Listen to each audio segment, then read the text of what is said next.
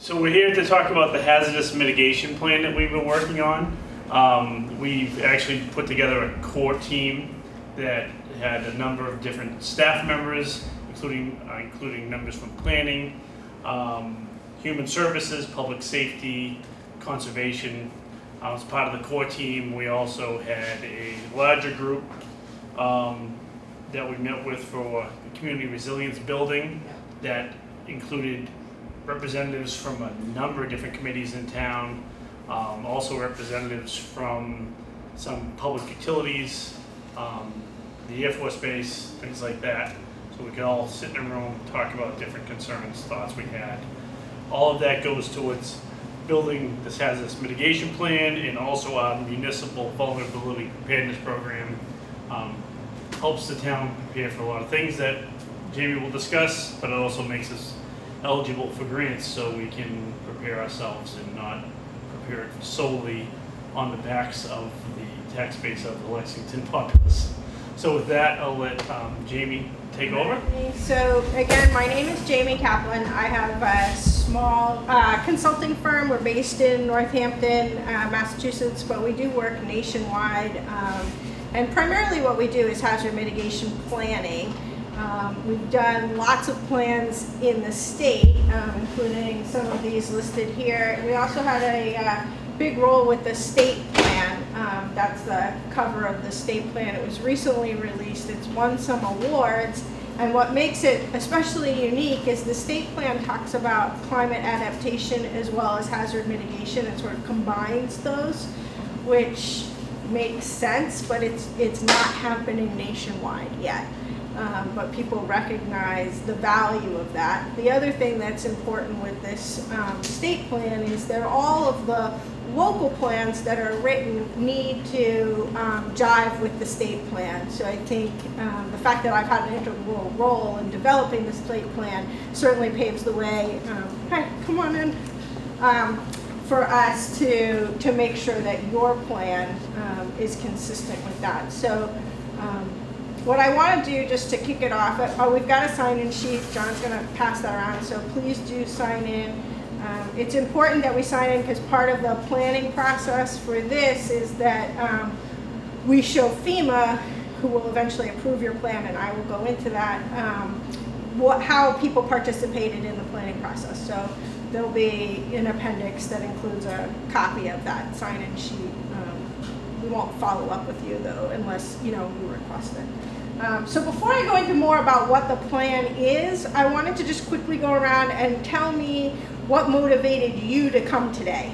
What's on your mind, what got you out the door to be here. So, you want to kick it off? Yeah, I'm Judy, and in my second career as a semi-retired person, I've been very interested in sustainability and environmental issues, and I have 3 Facebook pages on those topics. Wow.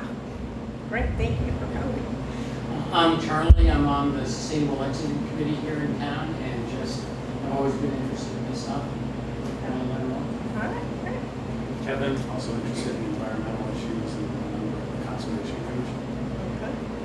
Cindy Ahrens, a Lexington resident, a volunteer with a group called LPS Read Teams, and I'm here to basically make sure, I think we need to do a lot more on the front end, right? Not just worry about how do we prevent flooding or whatever, but we need to decrease our emissions and all of that. So that needs to be a big part of the plan, I believe.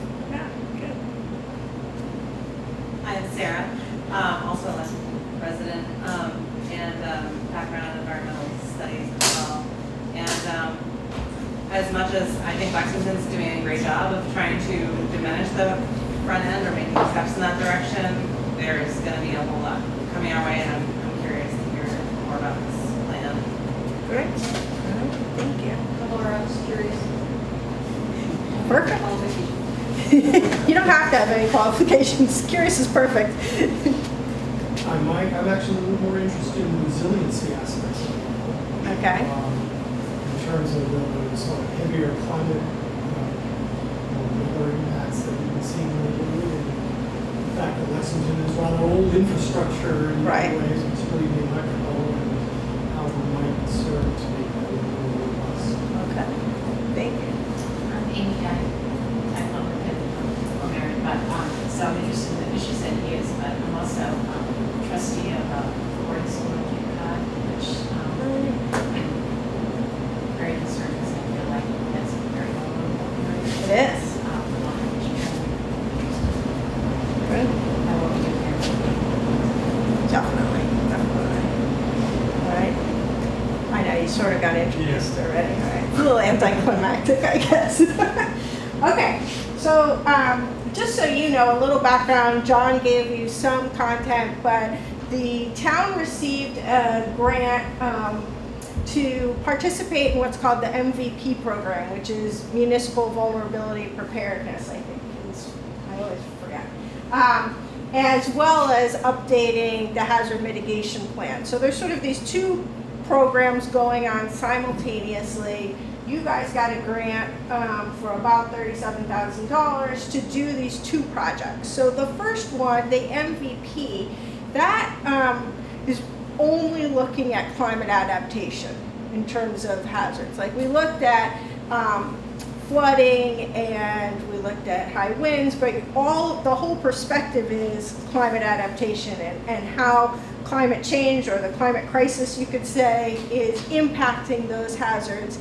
And in terms of coming up with what to do about it, there was a workshop that we had, and as John mentioned, lots of members of the community participated. Representatives from different town departments as well as just regionally.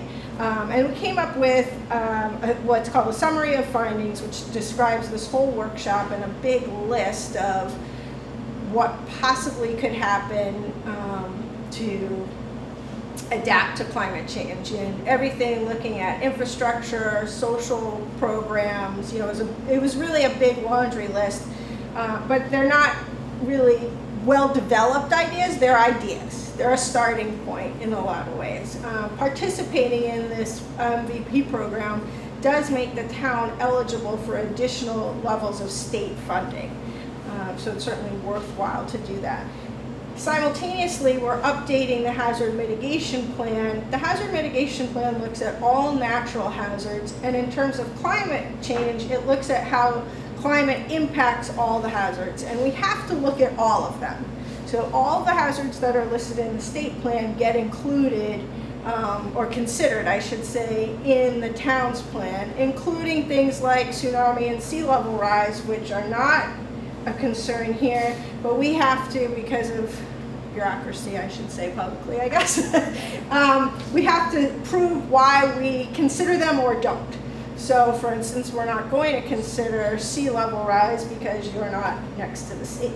At the same time, certainly in the meetings we had, it did come up that based on sea level rise, there might be an influx of people and cars and other things to your community because people are going to move from the shoreline.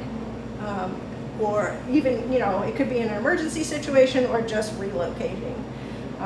So simultaneously, we're doing these two plans, and the MVP piece of it is done. We're at the tail end of the hazard mitigation plan, and that's what I'm going to tell you about. And I have the lead role in that. Do you want to add anything about this? Could you give an example of some hazard mitigations that affect us? Yeah, I'm going to give you lots. But if I don't give you enough, then ask me again, okay? So in terms of mitigating risk, for the hazard mitigation plan, we're required to look at only natural hazards. And so natural hazards are things that typically you think of in terms of the weather. So help me with a list. What would you think of? What could happen today? Right, a thunderstorm or a hurricane, right? What else? Tornado, earthquakes, exactly. So we think of all the things that could possibly happen. And then based on those things, we're thinking about what can we do about it on a day when it's not happening. What can you do, like you mentioned, ahead of time? All right, so mitigation is any action that you take prior to your hazard becoming a disaster so it doesn't become a disaster. So for instance, you can have heavy rains here. Today you had, 20 minutes of a downpour, right? You want to prevent flooding, you can prevent flooding by what? Making sure your culverts are clear, and that the roads drain properly. As you pave new surfaces, that those drain properly. Making sure that all of those things happen so that you don't have a flood, that's mitigating the risk of flood. So we can't, something like an earthquake, we can't prevent the earthquake, we can't prevent the heavy rains, but we certainly don't have to have disasters. So that's what the mitigation plan is about. And I just wanted you to understand that in terms of the plan, we're looking at the town and how the town as a whole can mitigate risk.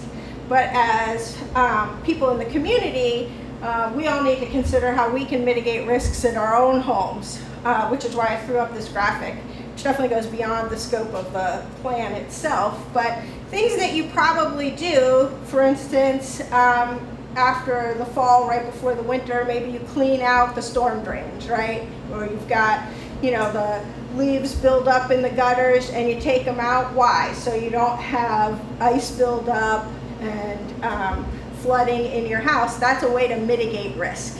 So that's what this whole plan does, is look at what could possibly happen here and how on a town level the town can mitigate risk. So these are just some ideas locally, and I know it's a year-old slide, but the ideas are relevant. So when you have a disaster, because they do happen, you have choices to make post-disaster, right? You could get back to normal, which is good, but you had your disaster. You could build back better, or you could take that next step and even improve your community so that you don't have another disaster. And that's what we're hoping to do with these two projects simultaneously, is really identify what you can do to improve the community. It enables you to have access to state and federal funding so that you can implement these projects. Do you guys have questions so far? Okay. Or a You're gonna small have group. examples of improved community, what you think? Yep. But keep interrupting and asking me anytime. So the big point here is that mitigation is sort of like insurance, but it's better because you're guaranteed to get that result.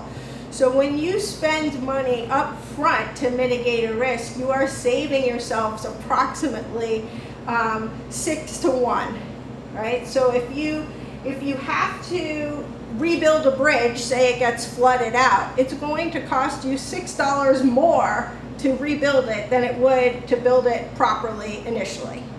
So that's why you want to make sure that you identify these projects and that you implement them prior to a disaster, because it is cost effective. So again, the benefits of mitigation planning, you're identifying cost-effective actions to reduce risk. You're focusing your resources on greatest vulnerability, so you're identifying what could possibly happen and we prioritize these actions. So you make sure that you're putting your resources where they should go. We had this workshop to do through the MVP process, So the partnership building that goes on, even just us meeting together now, you know, you're meeting your neighbors, you're talking about this, that builds community, which in turn can mitigate risk. You're increasing awareness of hazards. I don't know if some of you may have participated in the survey we did, and I'm going to go over some of those results, but just reading through that survey raises your awareness of what risks may occur here. It's a way for you as well as for the town to communicate what priorities exist. The plans that we write are consistent with the plans that the town already has in place, as well as that state plan I mentioned, and aligns obviously with other town objectives. It's a way for the town to put forward what your priorities are, what you want to see funded, and it enables you to receive federal funding, which is absolutely key. So the process of putting the hazard mitigation plan together is about like this. You know, we start the project. I'm going to go through each of these steps for you. The key thing to know in this is that we involve the community in every step. So You know, I mentioned at the beginning that I do mitigation planning nationwide. So I happen to live in Northampton, so I have some sense of what it's like to live here because it's not that different. But you know, when I'm standing on an Indian reservation in Southern California, it is very different than Northampton. And I would say my expertise is asking the right questions, you know, and involving people through each step because you know your community better than I do. And that's why, for instance, the public workshop that we had, where we sat around a room and everybody got an opportunity to participate and say what they want to do to mitigate risk and adapt to climate change. Those ideas are way better than what I can come up with in my office because it's your community. So through our entire process, we always involve everybody, and that is something that's mandated by FEMA, as well as, in my opinion, it's most important. So for this project, we put together a core team, as John mentioned previously, and this was a group of about a dozen people that represented most of the key departments for the town. So, we had fire, police, engineering, health, planning, came together, and it was their job to meet with the consulting team several times to provide us with some data, some insight into, you know, what's really going on here, so we could kind of bounce ideas off of each other. There was more homework than they realized going into the process, I think. I asked a lot of questions and handed out a lot of worksheets, but that does make the best plan. So we did that, and that's just a graphic from the workshop that we held. Also, the core team has the opportunity to review all of the deliverables, including the draft plan, which will be available to them probably next week, and then the plan will be available to you as the public following that, so you get a chance to take a look at it, and any comments you have will get included. So as I mentioned previously, we did do a survey. We had some success with the survey. 87 people participated in the survey, and I think some of the responses, you know, you have to take it a little bit with a grain of salt. That's 87 people. There's a lot more people who live here. At the same time, I think some of what we're seeing is very consistent with what we saw in the workshop, what we would expect to see in a community of this size in this area. So, biggest concern, severe winter storms, severe weather, which is obviously similar, hurricanes, and invasive species. Lots of people are really thinking about that. Especially with climate change, we're seeing, you know, different species are coming here and lasting longer. Most important assets to protect, critical facilities, and we're going to go into what those are in a minute. Reducing damage to utilities and preventing development in high hazard areas. So, as a concept, preventing development in high hazard areas is always a good idea, and most people would usually agree with it. You don't have a lot of undeveloped land in Lexington, but sometimes when communities do have undeveloped land, there's a lot of pressure about how to develop it, right? You can foresee that.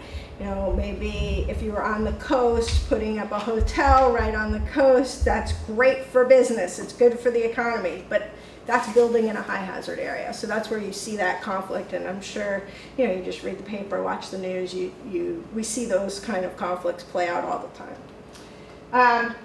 Preparedness, which is not something that we go into in depth in the mitigation plan, but it does give the town a chance to understand, well, how prepared is their community? So most people had smoke detectors and carbon monoxide detectors, but only 26% of people who responded to the survey had any kind of emergency supply kit, and then only 14% had the emergency plan in place. So it tells me that, you know, that would be an area where the town could do some work in terms of educating the people who live here and sort of helping facilitate those things, because the more prepared the community is, the less burden as well as expense on the first responders and the town itself. 80% of people have done some mitigation on their own properties by removing trees or tree limbs, which makes sense. I mean, that's in New England, that's got to be one of our biggest challenges, our trees, because we're experiencing ill effects in storms, as well as positive effects in terms of climate adaptation, right? We want that tree level to keep us shaded. So there's always ups and downs with it. Who took the survey? 53% of the people who took the survey were over 60, and those are the communities they lived in. And then the way to communicate with this group of people is through emails or text messages. So again, it just gives you a sense of who's here and what they're interested in and what have they done to date. So let me tell you a little bit more about our plan and the process we went through. So when we talked about trying to understand, well, what is the risk here? What could possibly happen here? And when we look at risk, it's this combination of natural hazards and community assets. When we think about natural hazards, we're thinking about location. So that would be, for instance, you're going to have flooding, like riverine flooding would be by the rivers, not everywhere, right? Whereas if you look at something like a hurricane, it's going to probably impact your entire community fairly equally. Extent and previous occurrences. So extent would be sort of the range. There should be another bullet there before previous occurrences. But, you know, can we have a 7.1 earthquake like they just, you know, had in California? No, probably not. The likelihood of that level of earthquake is not that good. Can you have small earthquakes? Definitely. Previous occurrences, we want to look at, well, what has happened in the past? And based on that, if those same events happen today, what would be the impact? And of course, as communities develop and change, the impacts change. And what's the future probability of these different hazards happening? So that's how we look at the natural hazards. Then we look at the community assets, specifically the population. How many people live here? Where are they located? Who are they? Right? Do we have only healthy middle-aged people living here? No. You've got young people, old people, disabled people. You know, you want to consider that some communities would have a large percentage of the population that doesn't speak English. You may have hospitals or schools in some communities that are specialized for disabled folks in some way. So we want to consider what's here. We look at the built environment. That's going to include your infrastructure as well as all your buildings. So kind of what's underground and above ground. Yeah. In looking at the future probabilities, whose job was it like where'd that data come from? What's the data, and then whose job is it to assign that to Lexington and where in Lexington? So what we did for that is look at the state plan. And based on what the state plan says, that's what we went with for Lexington. So we didn't do a very in-depth analysis specifically to Lexington. We looked at that regional analysis because the state plan didn't look at, it broke down each hazard into different regions. So we looked at the regional analysis from the state plan that included Lexington, and that's what we went with. You could do a higher level analysis, obviously. I don't think your result is going to be that different. In my experience, and I've worked on plans where we do this kind of, you know, sort of quick analysis, if you will, based on what data already exists, as well as really long, year-long studies. The outcome is still that list of projects that you want, and I haven't seen it really change that much. So for this plan, especially because you know, we had limited budget, limited time, we're trying to quick do it in conjunction with this MVP process so that you're eligible for funding. And it seemed like the most efficient way to do it, and I don't think your end result is any different. In fact, I think if we had put more time into this, you would just wait longer for money. And Lexington's got a really good the town departments here are very good. Like your engineering department is exceptional. So they know what they want to do. They've got some studies in place already. The best thing that we can do is help them get the money to implement the projects they know they should. So that's sort of answering your question. But you'll see when you review the plan that it is regional data. Then the other thing with the community assets, we look at the natural environment, so that would include like wetlands that you have here, parks that you have here, and the economy. What's driving the economy here, what businesses are here, and how those can be protected. So you take those natural hazards with the community, you put them together, and that's where you come up with this level of risk. So we looked at looking at the state level plan for your natural hazards. In the state level plan, all of these climate change interactions are how we broke up the hazards in the state plan, because remember I mentioned to you the state plan really combined that climate adaptation with hazard mitigation. So then we looked at what natural hazards can possibly occur here, and that's where we focused our attention. But you'll see when you review the plan, they're presented in this order because it's just a consistent way for the state to review your plan, for FEMA to then review your plan. And I think it makes sense because we're really seeing how these climate change drivers are impacting us. So let me pause because I know I've been like giving you so much information. Do you have questions? Am I overwhelming you completely? Okay. Okay, good. All right. So, and again, we're looking at really a laundry list of hazards. Everything that possibly can occur, we want to include it, but they're natural hazards. So you don't see terrorism on the list. We don't have bomb blasts. So you can have other kinds of plans for that, but that's not included in this plan. Yes. So, on this, the invasive species is on there. I know you mentioned that was a concern for people as well. I'm wondering about changes in management of native species, that populations will be changing in response to the other changes that are listed on there. I would kind of consider it sort of lumped in there because we don't have a lot of experience looking at that in that level of detail. I'm just thinking about like tick populations and disease right, associated. Right. Like that. And so that would be sort of lumped in there with invasive species. But, you know, the MVP plan looked a little bit more specifically at things like agriculture changing based on climate change, right? We're going to start growing slightly different things and our growing season is changing. But again, it's not the deepest dive you could possibly do with these hazards because we're trying to get that decent perspective. It's not an aerial view, but you know, it's kind of a mid-level view of what can happen because we're really looking at what can you possibly do about it? How can you mitigate those occurrences? And I'm trying to set up the plan in a way so that then you're eligible for this funding. So the projects are identified. So we look at your critical facilities, and I just threw up these graphics for a couple of them, because we want to understand what can happen to the buildings, to the infrastructure that you rely on pre and post disaster, or pre, during, and post disaster.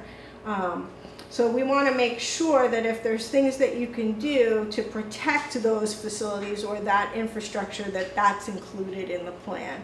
And again, we're, like I mentioned to you in the beginning, we're thinking about what the town can do. So the town is responsible for most of these facilities, so that's part of why we give it a look. And critical facilities are defined in different ways based on where you're working, right? So you don't have a large scale trauma hospital here, so it's not included. But certainly we could consider your access to local facilities as well as access to those larger scale regional facilities. So the crux of it all is coming up with what you're going to do about it, right? The mitigation actions. So the first thing that we do is come up with some goals. And I mentioned to you in the beginning that this is an update to a plan that you have already.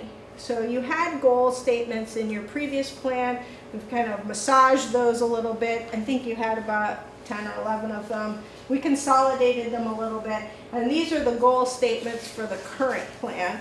And I'm somebody who likes to think kind of in lists in a very organized way, so I give them categories. It helps me to understand them. So the first one, reduce losses to infrastructure, environment, and society from natural hazards. That's just a very global statement. The reason that that language exists, infrastructure, environment, and society, is those three words are how the MVP program looks at your community. So we want to be consistent with that. So you have to think about the people who work in a town, and then at the regional and state level. Do you know how many plans they have? We don't want to be inconsistent with their plans, right? We want to make sure that we're making life as easy as possible. So certainly using similar language is a way to help with that. And I think this covers almost anything you can think of. Then climate change is a big priority. You originally decided to do this project because you wanted to do the MVP project. The state said, got to update that mitigation plan also.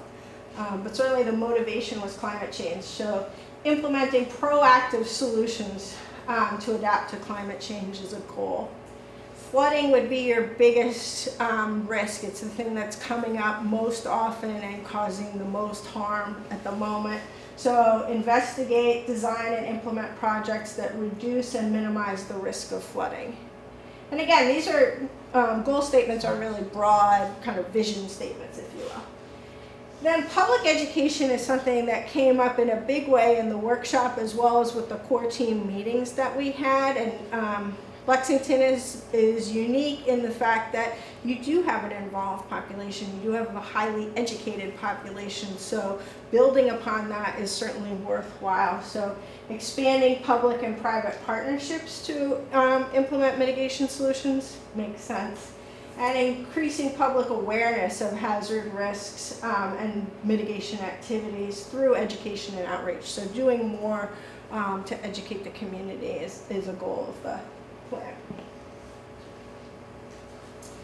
So when you think about mitigating risk, we usually think about all of the projects that we could come up with fit into one of these 5 categories. So anything you think of would probably fit into one of these categories. So local plans and regulations, that's things like land use planning we talked about before. So the town can say, you can't build here, or you can build here, or if you build here, you have to bury the power lines for your new building. You know, that kind of planning doesn't cost much, maybe political clout, I guess you could say, but it's certainly something that a community can decide.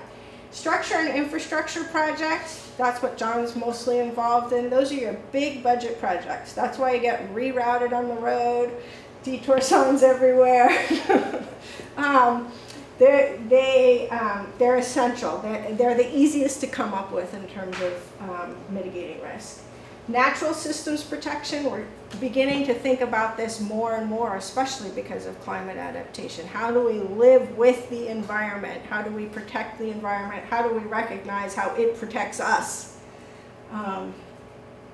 Education and outreach programs, those are my favorite because they cost almost nothing, but you get the biggest bang for your buck, right? If we are all prepared, and as homeowners, our communities, we've prepared them, that makes us just a much safer place to live. So it's certainly worthwhile. And preparedness and response actions, this is going to be things that usually first responders would do, or things like having, I guess you could consider generators could go into that, to that group, some emergency response plans. So based on that, Lexington has a several page list of mitigation actions, but these are some of your highest priorities. So I'm just giving you a couple of examples. Developing a climate-driven town-wide business development plan. Okay. developing green infrastructure strategies for stormwater management. And if you have questions, just let me know. Inventory, perform condition assessment, and upgrade culverts and bridges. That's so the roads and bridges don't flood, primarily. And create messaging and preparedness guidelines for the public. So these are some of the biggest projects. So the list of projects that we came up with came initially from the workshop that was held. So remember, that included town employees as well as regional stakeholders. Is it the base that's located here was there. I think we had some elected officials showed up. I've been to a few, so sometimes it's hard for you to remember. But so it's a really good list, but it is just that, a big list. Then we had the core team look at that list of great ideas, combine it with the projects they know that they want to do, and then narrow it down. So the project list in the MVP is just, it's a list of great ideas. The hazard mitigation plan takes that list of great ideas, combines them into projects that we think you can get funded. So there's a lot more detail in the mitigation plan. So in the mitigation plan with each of these, we're listing when is the project going to be implemented. There's a bigger definition of, well, what does that mean, messaging for the public, you know? So there's a description. What will it cost? What's the priority? Where will the money come from? Who's going to participate with that project? Which department for the town is going to lead that effort? So we try and get some more information. They're not shovel ready, okay? They're ready to move in the direction of grant funding. But, you know, there is that next step that has to happen. Can you say another word about that first item? What is a climate-driven business development? John, do you want to? No. No, I'll take any of the other ones but that. Where did it come from? That came from the workshop, and so what I think that, and I have the whole list, but if I get through my stuff, it's going to take us a while. So my understanding of this, just off the top of my head, is we're looking at how are you going to develop businesses in the community based on what's going on with the climate, right? Like with the seasons changing and the impact of climate change on these hazards that we can look at, how can we make sure that our business community is thriving? And what can they do to mitigate risk? I did a similar project, I mean really identical, with Pittsfield, and they had the same kind of action in there. Also discuss evaluating potential climate change risks to certain commercial districts and having that help define where you want to develop or may not want to develop as well. He looked it up. I did. The other ones are right there. That was not in my wheelhouse. So. Now that you bring it up, and we were talking earlier about the new Lexington downtown area, Mm-hmm. what's the intersection of that and the new Lexington downtown area? So the area that was most discussed when we discussed this piece was actually the Hartwell corridor. Particularly the Hartwell corridor, because if you're familiar with it, which I'm sure everyone is, there's a lot of floodplain, a lot of wetlands in the area. There's a lot of the development is, I guess what you call old school development, where there's the building's a setback. There's a massive asphalt for parking, and so that's the area that we're looking at how can that be redeveloped, but redeveloped in a way that is conscientious to the environment and resilience. And there was also discussion about, and I can't speak well to this because again, it's not in my wheelhouse, but what type of businesses the town may want to encourage that are more environmentally friendly type businesses. So, and that's falls into the realm of departments like planning board, community development type groups. So. Is it just me, or is there really significant emphasis through most of the slides that you have here on stormwater management as opposed to other damaging effects of severe weather.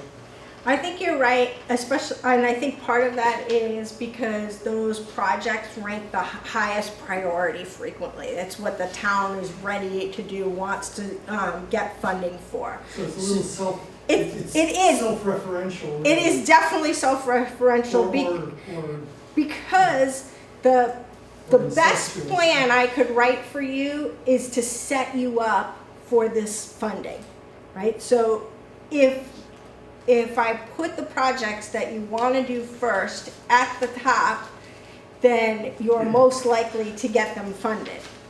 If they don't appear as high a priority, well, why should FEMA fund your low priority projects? Not that they won't, but we're definitely trying to work the system a little bit. It also helps the town because if you do have a disaster, then you will automatically receive some funding, you know, if it's a big scale disaster, and then you know how to spend that money because you've prioritized these projects. I know you're not entirely convinced. I'm sure each of us has our own internal list of priorities. Yes, and I don't think your list is wrong at all. It may even be better, but this is the process that we go through. This is, you know, I just want you to know why. But yes. I wonder how much that sort of existing trajectory gets affected by the changes that are occurring, or if it's sort of, you know, a decade ago everyone thought we needed to do better stormwater management, Right. And so sure enough, this decade everyone assumes the same. No, I don't think, I wouldn't agree with, because the plans get updated every 5 years. And so as someone who's been writing plans for too long, or a long time I should say, the priorities shift. So every 5 years you're looking at your projects, you're saying, here are the ones we did, here are the ones we didn't, why did we do them or not do them, and what are the priorities now? And the best example I can give you is, I mentioned earlier, I worked with a number of Indian tribes in California, and one of the tribes that I worked with is based on Palomar Mountain, which is just this big mountain range, and their biggest risk was wildfire. They're isolated out there, it gets so dry. Well, they had huge wildfires years ago. And after that, when we updated the plan, their biggest risk was not wildfire, it was landslides and flooding, because there was no longer trees or shrubs holding the hillside. So the risk assessment that we do does take a look at, well, what's currently the biggest risk, what should be the biggest priorities based on that. And have the Lexington priorities shifted over the last decade?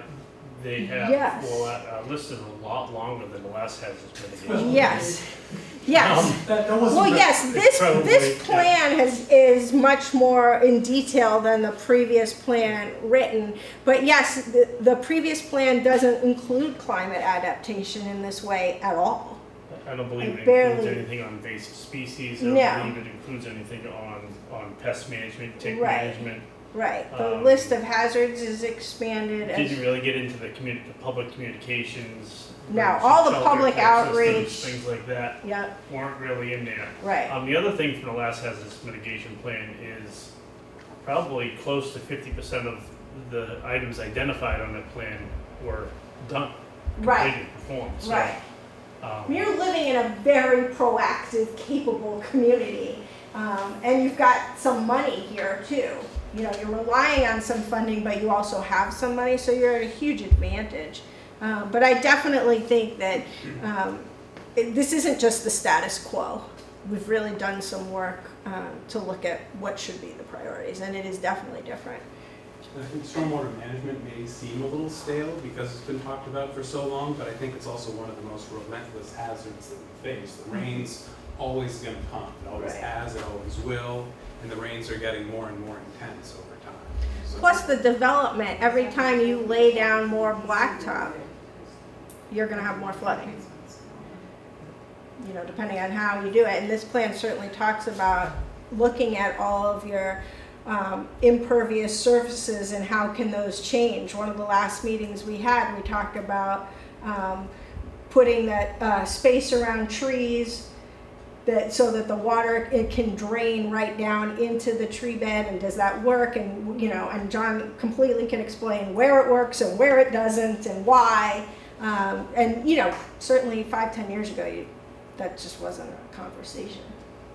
I'm wondering if you were missing, as I am, any discussion of energy supply, given frequent blackouts. So that was one of my concerns. And Okay, it's been so- a habitual problem for Lexington. Yeah, that's great that you mentioned that. So a lot of your critical facilities already have backup power, and that's one of the biggest mitigation actions that we come up with. I always mention that. And when we made our list of critical facilities, the previous list of critical facilities was reviewed.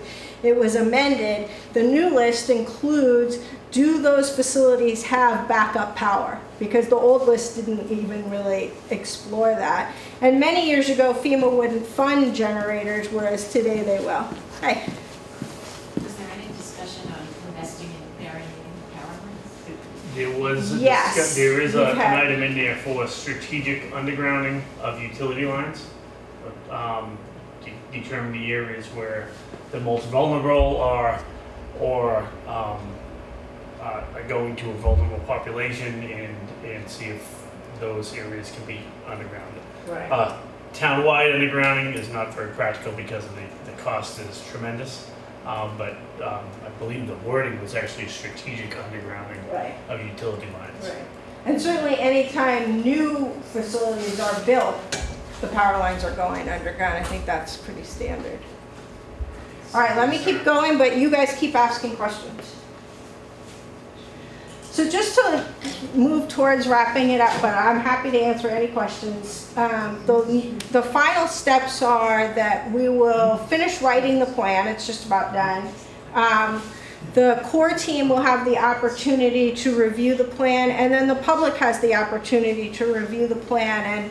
And just like you were made aware of this meeting, you'll be made aware of when the plan is available for your review. Then what happens after the plan is reviewed by the town and the core team likes the plan, we're ready to go, the plan is sent to the state, to MEMA, the Massachusetts Emergency Management Agency. And then they review the plan based on all of FEMA's requirements. And they can take a couple of months to review the plan. It's up to them. You know, they move along, but it's not an overnight.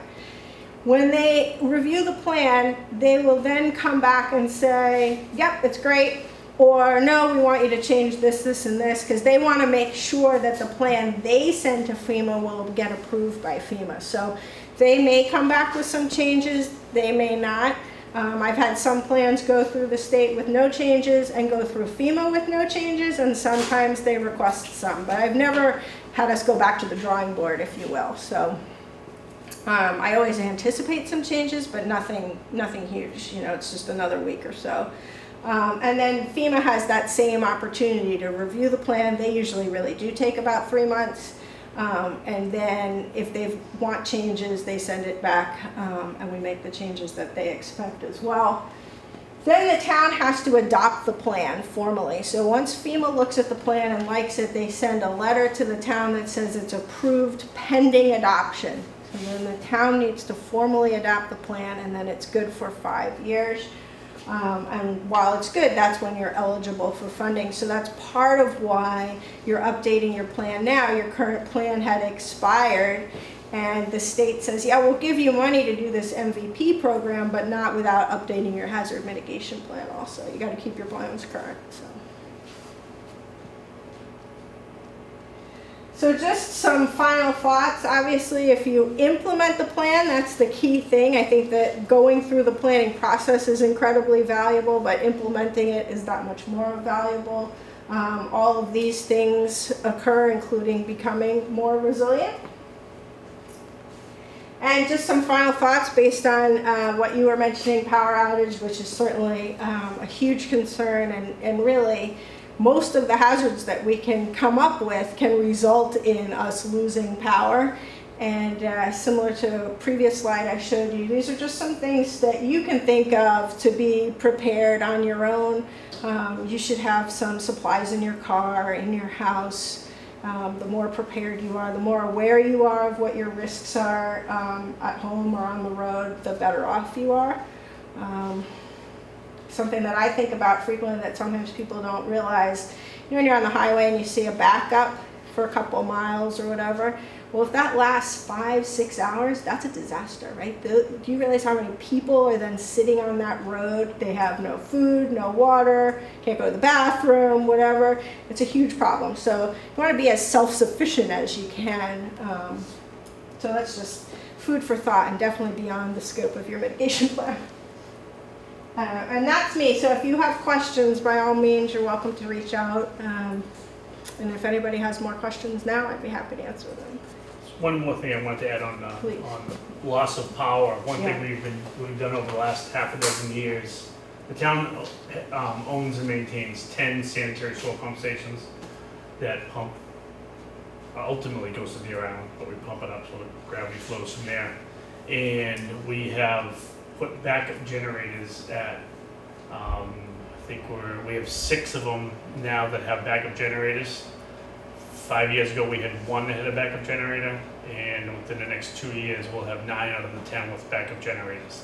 And the 10th one is a pump station that's for 1 household, so it's a very small one. But those pump stations, everyone's sanitary sewer goes to one of those pump stations. So those all have backup generators. When they don't have backup generators, power goes down. If power goes down in a large area, we would have 1 generator that would run from station to station to try to keep the system from overflowing. When it overflows into wetlands, on the roads, and in people's houses. So that's one of the things that we've done on the power issue, That's which has a huge. significant impact. Yeah. How long can they run? They're most of them on natural gas. So if the natural, as long as the natural gas is there, then it can run indefinitely. So whenever possible, we put it on natural gas. There's only one that's not going to be fueled by natural gas. Of the ones that we've done so far. That's great. So I worked with Brooklyn post Sandy, and one of the biggest problems there was this backup of sanitation flooding people's homes. And one of the mitigation actions that we came up with was putting backflow protection on homes, and other things that we could do to try and prevent this. So stormwater isn't the sexiest topic, I suppose, but yeah, the other it thing for has a big sanitary impact. sewers, we have a very aggressive infiltration removal program where we investigate all of our sewer lines, all of our manholes, and we seal the leaks. Sometimes we'll run a liner.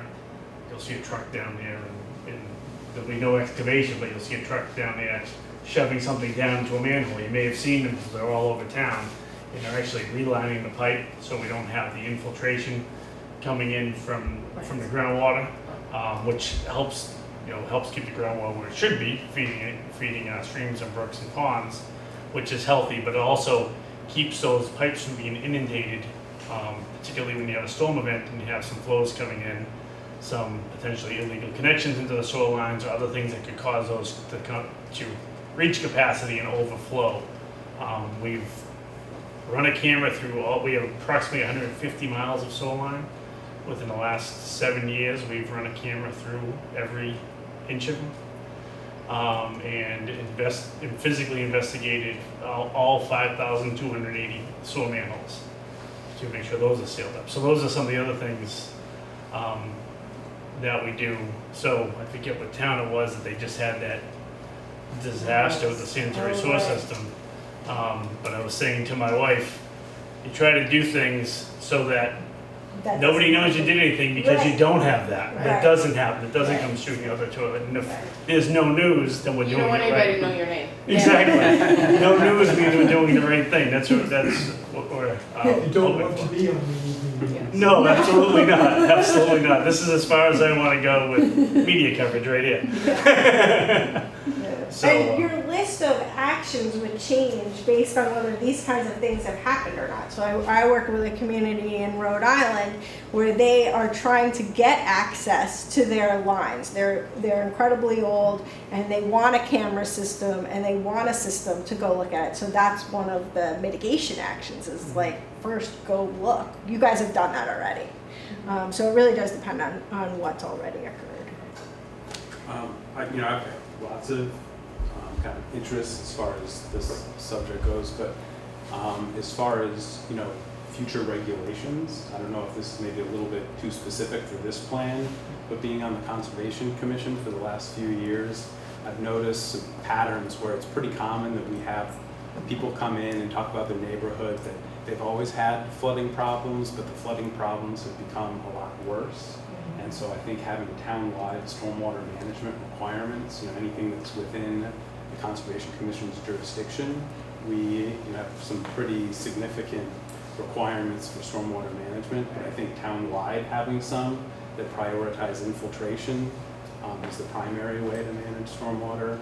But then also trying to discourage new development where basements go in below the groundwater elevation. Right. So we have some houses that go in with these low basements and then they have to put in sump pump systems that are probably going and a large percentage of the year. So, and that's the kind of thing where it's not really in our jurisdiction, so we may not like it, but we don't really have the authority to tell people they can't do it. Right. So I think doing things like that to make sure that we're not bringing groundwater up to the surface where it becomes a potential hazard. yes, Yeah. there And I think has been discussion on, that would be a bylaw change. Yeah. There has been discussion about that. There are some towns that have that in their bylaw that you're required to have an offset from the groundwater, whatever the distance may be. Sure. Because of that situation, there's a lot of it. There's a lot And of then, it out there. yeah, and then It just- is a problem. Sure, and then just with all the houses getting flipped, you get these small houses with Yep. small footprints and smaller driveways, and you get bigger houses with bigger driveways, but they're not required to manage the extra runoff that's coming off those properties. So, something can be done to minimize those. It also causes icing issues for us in the winter, so Sure. it's a road hazard as well. Yeah. So. You just brought up something that's on my mind, but I didn't realize it wasn't until you said it, and that is permeable surfacing for driveways. Is that required in any building projects, or might it be? It's not specifically required. However, there's designers that will sometimes implement that in their design as part of their drainage calculations to get the site to work, to get the site to handle the runoff. The Hastings School, is the one off of Mass Ave? Hastings Next to the School has. Next to 128, yeah. Yeah, the Hastings School, I believe in that project, I don't know if it's been installed yet, has pervious paving going in that parking lot. The parking bays in this parking lot have pervious paving. When we did the old res parking lot area, in the bioretention area about 6 years ago or so, we put pervious paving there. So it's a tool the town uses, and it also has been used in some developments. Development off of Grove Street, I'm forgetting the name, that was put in, used to be a garden center there.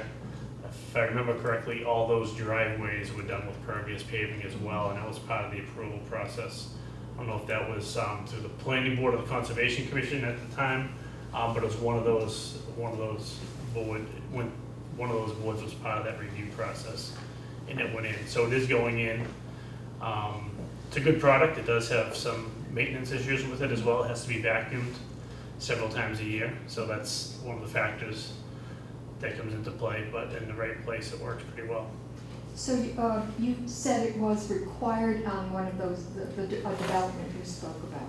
I'm wondering, is that a town-wide requirement, or It's why not. was that particular project? I don't remember the history behind why they had to put the pervious paving in those driveways. It was, subdivision was going in when I was an employee here for roughly a year, so that was a little while ago, so I don't remember the details of that one. But That's it's, it, yeah, but I think like John had said before, that a lot of projects in town have to manage their stormwater, but they're not, individual projects aren't told how to do it.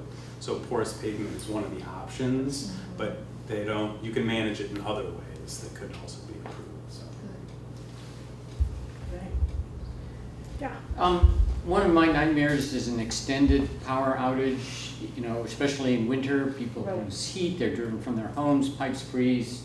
We've seen examples of that around the state in recent years. Yeah. How vulnerable are we in Lexington to that, and what strategies are you thinking about? Two things. The town has an emergency plan, like during an emergency, what do you do? So the fire chief is your emergency manager, so he has a plan for that. You do have shelters designated, and they have opened on occasion, but they're really they're not used very much. You're a very self-sufficient community. And I think that's fairly typical of a affluent New England community. We, hunker down, right? And that's okay. You're ready for that. So I think that's part of why we came up with these actions to inform the community how to, shelter in place, if you will, specifically. But the mitigation plan is not a response or evacuation plan. It doesn't say when the disaster hits, this is what you're going to do. It only says, here's what could happen and what you can do about it. So you do have other plans in place that say what to do. And you do have shelters and evacuation routes and all of that. So I'm less, if I have to go to a shelter, I have to evacuate, that's one thing. But you talk about critical facilities and police and fire. Well, my house is one of my critical facilities. Right. So I guess what I'm asking is, how vulnerable is the power supply, and how redundant are the systems that keep Lexington lights on when they have gone out for weeks in Fitchburg, for instance?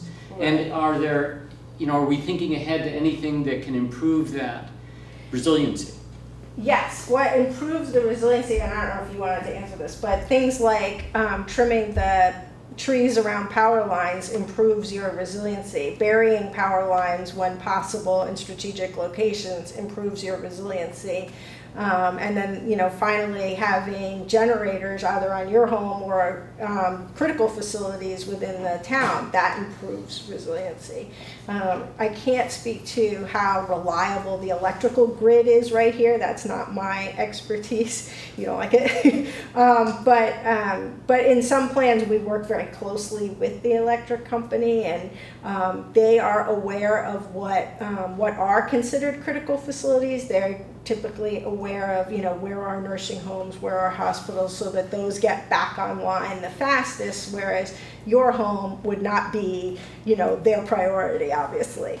And neither would mine, no offense to you, but we're both going to be cold. It's not specifically listed. Yes, you're not listed, yes. I know, remember during that crazy Halloween when we had that big storm and Halloween got canceled, that night when it was started, I said to my family, put your clothes out because you're going to be freezing in the morning and this is going to be big. We could hear the trees coming down. They think I'm crazy. So sure enough, they're cold. And now we have, we put a generator on our house, but, not everybody can do that. And I think that the town is doing as much as it possibly can, and you're definitely proactive. But there's no promises, obviously. Did you want to jump on that, Mark? I was about to point to you on the gas piece. On the gas piece? Yeah, on what's being done with the gas to improve the situation with the vulnerability of the gas lines, the leaks, things like that. Nobody can speak better to that than you, Mark. Well, before we get to gas, one of the things, you may not think of it as resilience, but I think you mentioned it to me just the other day. The power company or the telephone company, I'm not sure what, was running around town inspecting all the poles, they're digging down like 4 or 5 feet down to look at the poles because they want to find out if they're rotted. Obviously, if you get 100-mile wind or a hurricane or whatever and the poles are rotted, they're going to tip right over. So there's sort of a resilience kind of thing going on in just inspecting the poles. So there's some good stuff going on Yeah, there. that's correct, and with that, there's a number of them now, if you go by, you'll see there's a steel beam strapped to the side of the pole. The one in for front of our reinforcement. house went in yesterday. Okay, Yeah. there's other ones that they've resprayed to stop the rot that was happening, and then some were just fine. But they're inspecting, just in this region, there were 40,000 poles that they were inspecting. So, so that is a big That's a one. resiliency thing. Yep, And absolutely. that's an Eversource initiative, is it not? I'm not sure. That is a Verizon initiative. Yeah. Verizon Verizon owns owns most of the most poles in Massachusetts, in Lexington. Sorry, you had something else. So the other thing I mentioned off to the side to John, in terms of strengthening or hardening or the grid, almost everybody thinks about let's bury the lines. But if you drive around town, you'll see that there are 2 types of lines that go around town. And if you go on the main roads, you'll see 3 lines, and then there's a cable on the top. So they have this sort of like spacer thing in between, and they got this very strong cable. And the intention of the cable is that it's strong enough that when a tree limb hits, it holds up. And it shields the electrical underneath it from being interrupted. So you'll see that, like on main roads here, you'll see it on the roads that are going to schools, you'll see it on the roads going to main streets. You don't see it in my neighborhood. So, whenever a tree hits, they got those tiny little lines. Whenever a tree hits that, it's done, right? So there may be something we can think about in terms of, not sure whether the word is the correct technical term in the utility world, is strengthening or hardening, but it's one of those words that they use in terms of hardening the electric lines. So that's something to think about. In terms of the gas infrastructure, oh my word. So there's a $9.3 billion that the state has set aside in order to replace the leak-prone gas lines, which they say are about 30 to 40% of the lines. And we've been doing this for quite some time now in Lexington. You could speak to how long this has been going on. Right? Sometimes after the fact. Sometimes after the fact, but we actually work very aggressively with National Grid anytime we're reconstructing a road to have them replace their gas main if it's in need of replacement. While they're there, because you've got it. Exactly. That's Hancock Street's an example of that. Exactly. That one's on our list. That one was on a list to be paved 2 years ago. To National Grid, we're gonna be doing this road. How's your main? We said it needs to be replaced, so we put it off an extra year because of the lockout. So, but they went and replaced it. And there's a list of those that they've done in advance of our road work, replacing their gas mains. so They've when been you much more drive- aggressive the last few years. When you drive around town and you see these stacks of yellow pipe on the side of the road, that's the national gas companies Yeah. stacking them up and getting ready to replace them. So what you're gonna find in Lexington is we put in a huge amount of bare steel in the 50s and 60s. And unlike Boston, which has cast iron as their old pipes, the cast iron pipes are 2 pounds per square inch. Our bare steel pipes are 60 pounds per square inch. So when they go, they leak a lot more than 2 pound per square inch. And so what we're finding is that somebody explained it to me like this. It's sort of like popcorn. When you're popping popcorn, you put the popcorn on the burner and you hear pop, pop, pop, and then it goes pop, pop, pop, pop, pop, pop. And it's sort of the same thing that happens with these old 50s and 60s gas lines, right? They start to get one leak, and then the rest of the pipe is basically the same area and the same condition as the pipe that got a leak. And so if you patch that leak, it just pops somewhere else. And so if you're going to really fix the problem, you're going to have to replace the entire gas pipeline. And like I said, it's $9.3 billion that the state has set aside. They call it GSEP funds in order to replace these gas lines. So where are we in Lexington? Where we are in Lexington is in 2013, we said we had the utility told us we had 89 leaks. 2014, they told us we had 112 leaks. John spearheaded an initiative to get the gas company to coordinate with the town to find the biggest leaks in the town and to get those fixed in what, 3 years ago? About 3 years ago? Yeah, 3 years ago. 3 years ago. So we fixed like 17 in 1 year, which was like triple the rate they normally fix these things. But this year, the gas companies told us they have 149 leaks in Lexington. So we sort of got this popcorn thing going on, and we can't get the new yellow pipe in fast enough, basically. Is that what you wanted to talk about? Yep, absolutely. But it's a work in progress. Yes, it is.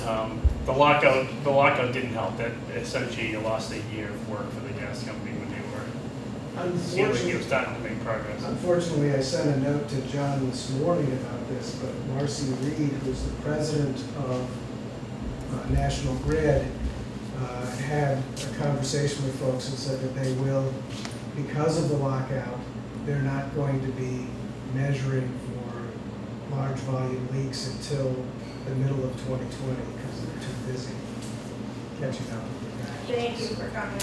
Thank you all very much. Thank you. Yeah, we should probably wrap it up unless anybody have any. Could I ask one question Yeah, about the plan? You said we have the fire chief as a plan. So I'm wondering if the plan has, or if we have somewhere in the town, some kind of identification of the most vulnerable populations. Because as we know, elderly folks are much more vulnerable to heat, stroke, and whatever. Yeah. If there's a power outage in those, Yes. or they're also more, do we have something? Yes, that's included in Yes. your emergency management plan. It's not that type of thing. We look at what are the vulnerable populations here, and that's included in terms of mitigation actions to identify them better and communicate with them better. But in terms of quickly who needs help when, the fire department has that, and that is part of your emergency management plan. How do people get their names on the list? I think for the health department, isn't it? It would Each be town the- does it a little Well, differently. I guess it depends on the population. Human services, you can speak with Right, them. You can speak with the Board of Health. You can also speak with either the police or fire chief. So if I have a neighbor that I'm aware of maybe isn't doing as well as they used to do. But yes, Yes. yeah, by all means, you can call and do that. If any of those people will be able to help you, let's say, I'm not the person that this one is. Just one quick thing I want to touch on, is one thing that this plan doesn't really cover per se, but it's certainly important, is trying to minimize impacts to the environment and slow down, at least do our part, Right. to do what we can to reduce climate change. Just one thing that we do that you don't really think of when you're looking at climate change is our pavement preservation program. We use a lot of techniques that really significantly reduce greenhouse gas emissions in comparison with the standard paving jobs. We do a lot of different recycling techniques, a lot of applications of materials where we have significantly fewer trucks coming in, significantly less asphalt being used. We have one product that's going down this year that I believe we're going to be the first community to use it, period. That's, it seals the road, but which we've been doing, called fog seal, but this one is completely natural, this product that we're going to be putting down. So not only does it extend the life of the roads, so we're not out there as much, saves money on the roads, it also significantly reduces the greenhouse gas emissions that are being put out. So that's multiple benefits for the, Absolutely. yeah. So when But will there's we- more detours than a lot of other towns because of it. And if I know Mr. Lindsay, it probably saves the town some money. Yes. It does. So You asked when we get to see it? Right. Couple weeks. Okay. Yeah, just a couple weeks from now. All right. Thank you. Well, if you think of more things, by all means, you're welcome to reach out to me or to John. But seriously, anytime, I don't mind, and thank you for coming.